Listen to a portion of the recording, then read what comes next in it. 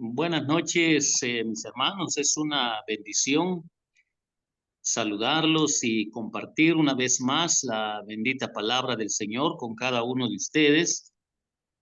Y hoy nos corresponde ver Éxodo en su capítulo 13. La semana pasada terminamos el capítulo 12.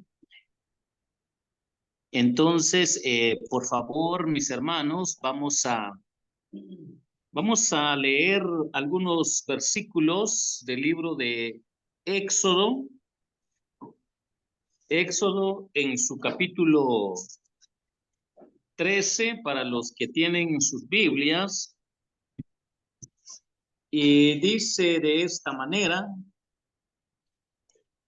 Jehová habló a Moisés diciendo: Conságrame todo primogénito, cualquiera que abre matriz entre los hijos de Israel, así de los hombres como de los animales mío es.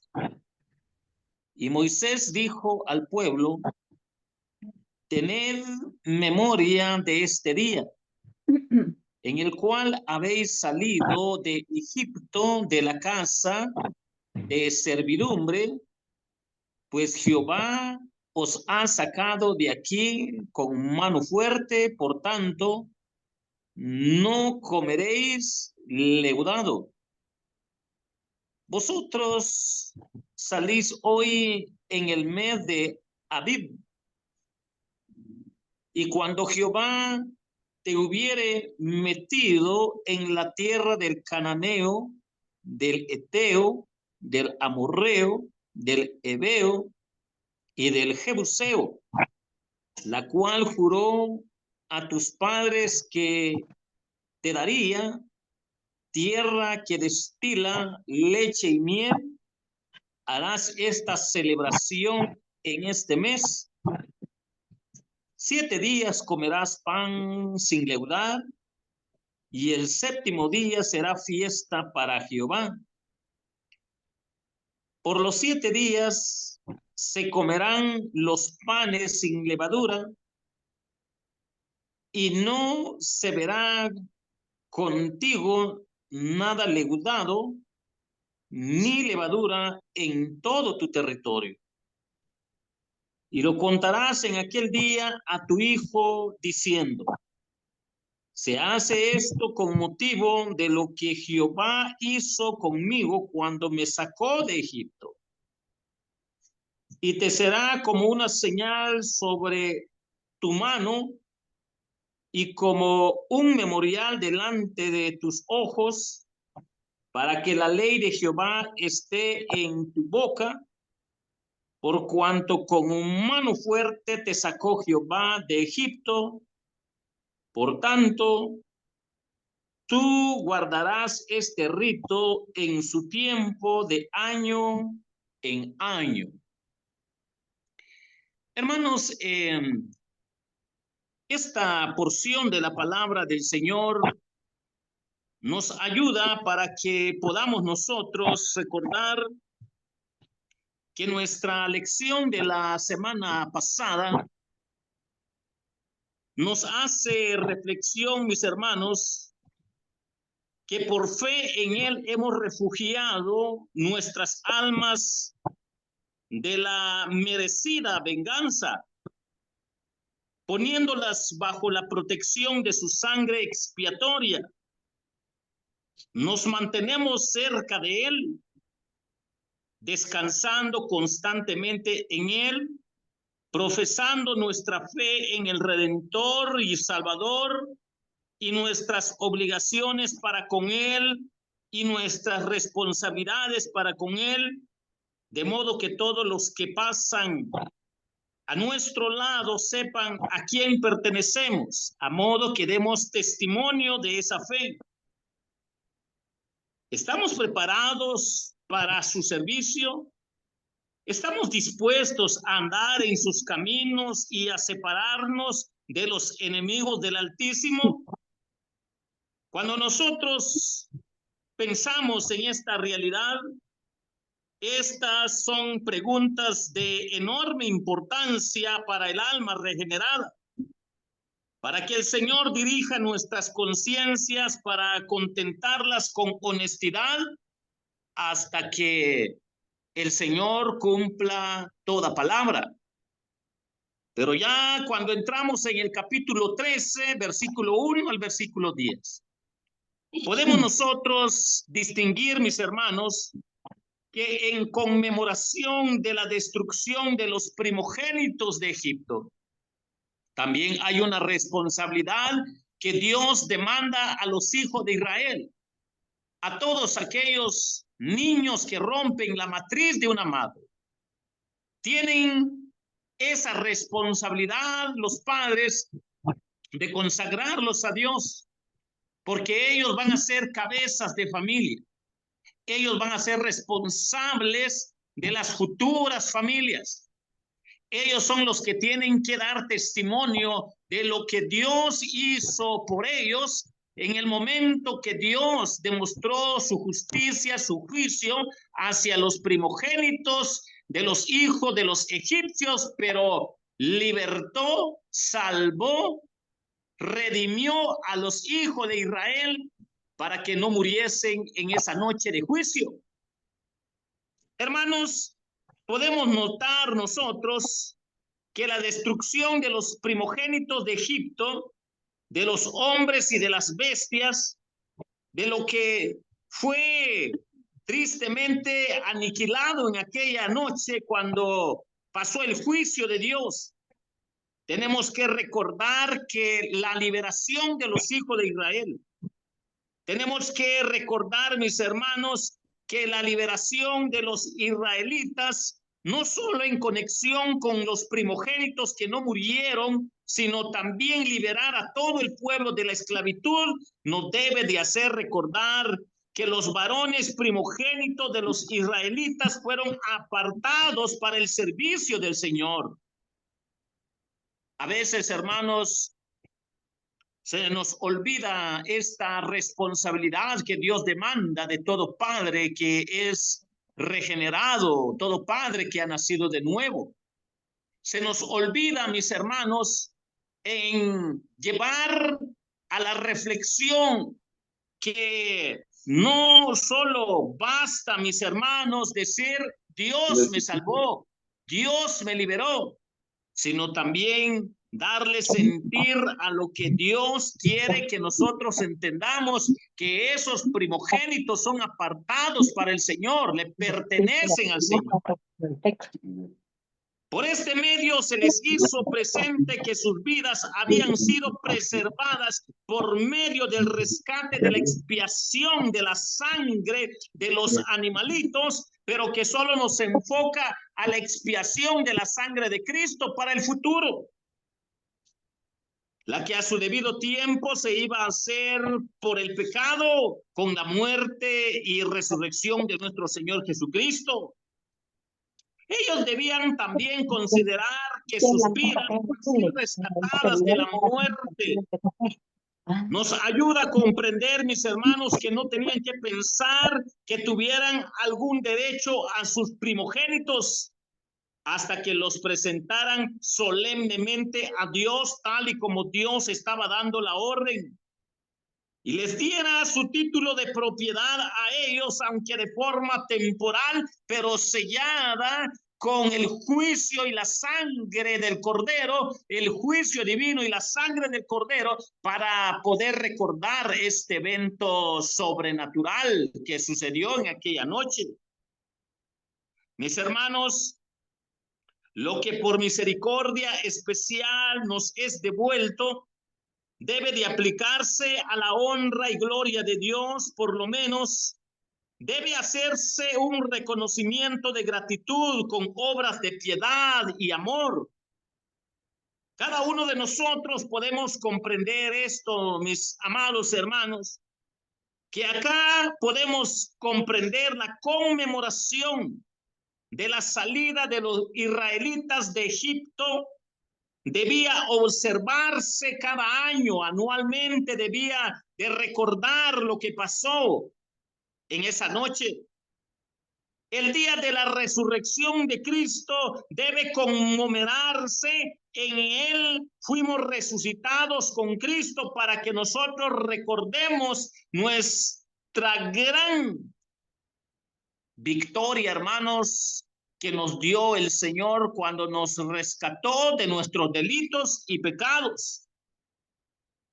Pero podemos nosotros ver que establece particularmente qué día de la semana ocurrió en relación a lo que fue la muerte de nuestro Señor Jesucristo, porque como liberación más valiosa debemos conmemorarlo semanalmente, tal como lo hacemos hasta el día de hoy cuando nos reunimos los días domingo, para recordar que un domingo resucitó el Señor Jesucristo. Los israelitas debían guardar las fiestas de los panes sin levadura, recordando, mis hermanos, que es amargo vivir en el pecado, que es amargo vivir bajo la esclavitud de los egipcios, que es amargo estar en Egipto, para que recuerden los israelitas de esa vida amarga de lo que ellos salieron, para que puedan tener esa fiesta de panes sin levadura en recordatorio de lo que ellos vivían en Egipto, para no volver más, para no desear más Egipto.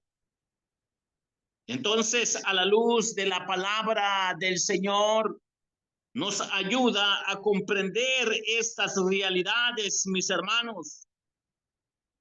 Además, hay que tener, hermanos, esa responsabilidad y ese cuidado de enseñar a los niños el conocimiento de Dios desde el núcleo familiar.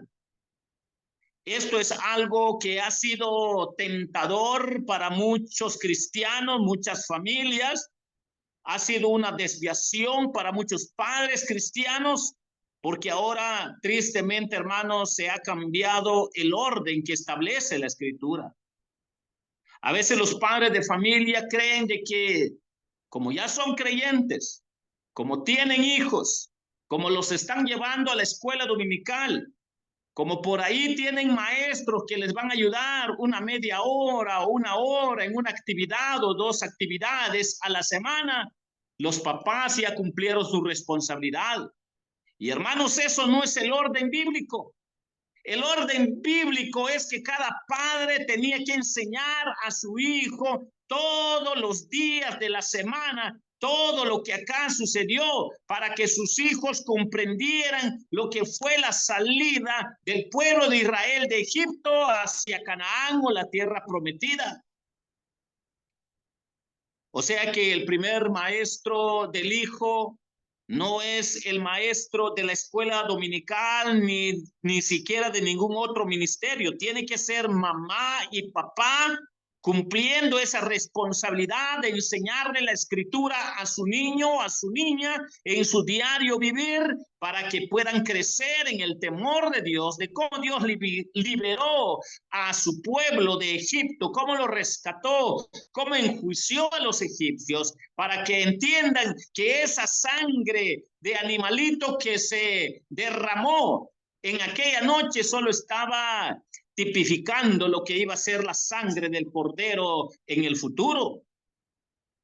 Mis hermanos, tenemos que regresar al orden bíblico.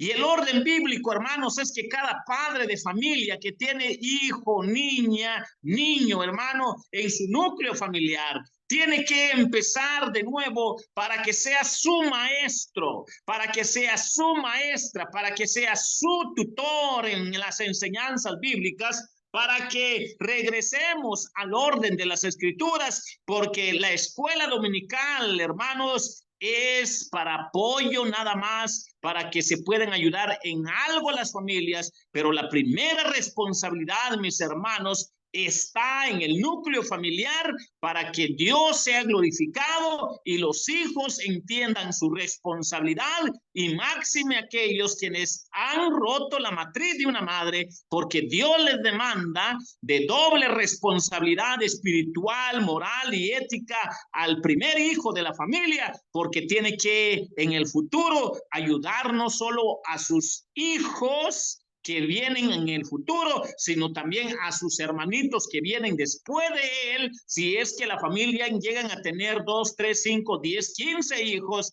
los judíos sabían que era una gran responsabilidad el ser el primogénito de una familia. Mis hermanos, nosotros debemos de regresar al orden de la palabra del Señor para que podamos ver las maravillas de Dios en el núcleo familiar. Papá y mamá es tentado muchas veces a querer dejar esa responsabilidad a los maestros de la escuela dominical o a los maestros de cualquier otro ministerio, y ellos salen de esa responsabilidad creyendo de que ellos están cumpliendo porque los están llevando a una actividad religiosa. Y eso no es el orden. Cuando vamos a la escuela dominical o cuando vamos en algún otro ministerio donde van nuestros niños, solo es nada más como un apoyo. Solo es nada más como un complemento de lo que papá y mamá debe de hacer en el núcleo familiar para que los hijos sean consagrados al Señor, para que haya acción de gracias en el corazón de papá y mamá, del rescate, del recordatorio que Dios hizo de los primogénitos de los hijos de Israel, para diferenciarlos de los primogénitos de los hijos de los egipcios, hasta de las bestias o animalitos que murieron en aquella noche de los egipcios. Cada uno de nosotros podemos meditar en la palabra del Señor, que es sumamente útil entonces familiarizar a los niños en su temprana infancia con los relatos de la Biblia para que aprendan grandes lecciones espirituales. Los que tienen la ley de Dios en sus corazones, mis hermanos, marca la diferencia con los que tienen la ley de Dios nada más en sus mentes, o los que tienen la ley de Dios nada más de forma religiosa y externa, o de forma mecánica, porque los que tienen la ley de Dios en sus corazones deben tenerla en su boca para hablar de ellas, para el núcleo familiar, empezando con el primogénito, para hablar de ella constantemente, a menudo, para que Dios sea glorificado en ese núcleo familiar. Hermanos, esto nos ayuda a comprender que también va a ayudar para que el hablar de la palabra de Dios también puede afectar el corazón, el alma, los sentimientos y pensamientos también de los padres de familia, que tienen que alimentarse de la palabra de Dios primero antes que los hijos. Para poder así decir, no solo enseño a mi familia, a mis hijos, sino también puedo enseñar a aquellos quienes no conocen de Cristo. Puedo enseñar a aquellos quienes creen de que tienen alguna religión, pero que en realidad están muertos en sus delitos y pecados. Pueden compartir el bendito evangelio a todos aquellos quienes están muertos en sus delitos y pecados. Si puedo compartir con mi familia porque tengo hambre de la palabra de Dios, tengo responsabilidad para con mi familia, también yo puedo enseñar a los demás que no conocen a Jesucristo como su Señor y Salvador, porque están muertos en sus delitos y pecados. Mis hermanos, cuando nosotros vemos esta gran responsabilidad que hay acá, entonces nosotros podemos comprender, mis hermanos, que los primogénitos de las bestias que no se usaban para el sacrificio tenían que cambiarlos por otros que se usaran, o había que destruirlos. Cuando nosotros vemos el contexto de todo lo que hay acá en el fondo, está esta idea. Y esto solo nos ayuda a comprender que nuestra alma ha sido entregada a la justicia de Dios. Mis hermanos, si nuestra alma ha sido entregada a la justicia de Dios, nadie merece ser salvo. Nadie merece ser hijo de Dios. Nadie merece estar en el cuerpo de Cristo. Todos merecemos la condenación eterna. Todos merecemos el juicio eterno. Esto es lo que nos lleva para relacionar este pasaje y comprender, mis hermanos, que acá tenía que ser destruido. Para que podamos ver, hermanos, que nuestra alma ha sido entregada a la justicia de Dios. Pero aquí hay una solución. Aquí pareciera ser, bueno, pues entonces, si merecemos la condenación, si merecemos el juicio divino, entonces, ¿qué más podemos hacer nosotros para salvarnos? Nada podemos hacer. No podemos hacer nada por sí solos para salvarnos. La Biblia dice que estamos muertos en nuestros delitos y pecados. Y cuando nosotros reflexionamos en que la Biblia dice que estamos muertos en nuestros delitos y pecados, que no podemos hacer nada para salvarnos a nosotros mismos. Hermanos, para esto tenemos que entender que por esta razón nuestra alma ha sido entregada a la justicia de Dios, porque todo acto pecaminoso debe de ser juzgado ante el trono de Dios y nadie se libra de ser condenado. Pero hay una gran esperanza. Hay una gran esperanza, hermanos, que a menos que sea rescatada por el sacrificio de nuestro Señor Jesucristo, por la sangre de nuestro Señor Jesucristo, va a haber algo sobrenatural, va a haber un nacimiento de vida espiritual. La justicia de Dios se le va a imputar a la vida del creyente, porque de lo contrario ciertamente perecerá el hombre. Esta es la única solución.